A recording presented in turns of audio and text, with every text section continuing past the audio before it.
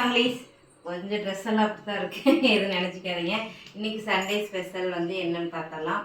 போன ஷார்ட்ஸில் பார்த்துருப்பீங்க, நம்ம மீன் எடுத்துகிட்டு வந்துருந்தீங்களா. மீன் வந்து பொரிச்சாச்சு. மீன் பேரே தெரியாமல் பொரிச்சாச்சு. மீன் சோறு, இந்த பக்கம் பார்த்தீங்கன்னா ரசம்.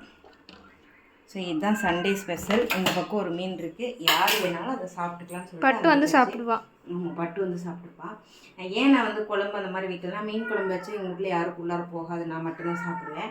அதனால் ரசம் வச்சு மீன் பொரிச்சிட்டோம் அப்படின்னா கம்முன்னு சாப்பிடுவாங்க, பொட்டாட்ட வாயை மூடிட்டு சாப்பிடுவாங்க. இன்ன வரைக்கும் வந்து ஒர்க் இருந்துச்சு, பூண்டு உரிக்கிறது, கருவேப்பிலை க்ளீன் பண்ணுறது, நிறைய ஒர்க் இருந்துச்சு. இப்போ தான் முடிச்சுட்டு மணி எத்தனாடா 12 ஆயிடுச்சு. இப்போ தான் காலையில் சாப்பாடு சாப்பிட போகிறோம். இதில் வேறு ஒரு கொடுமை என்னென்னா, நம்ம வீட்டுக்கு பத்திரிக்கை வைக்க வந்தாங்க, ஆனால் வீடு ஃபுல்லாக இதாக தான் கிடந்துச்சு. பிஸ்னஸ்க்கு தேவையானது எல்லாமே கிடந்துச்சு.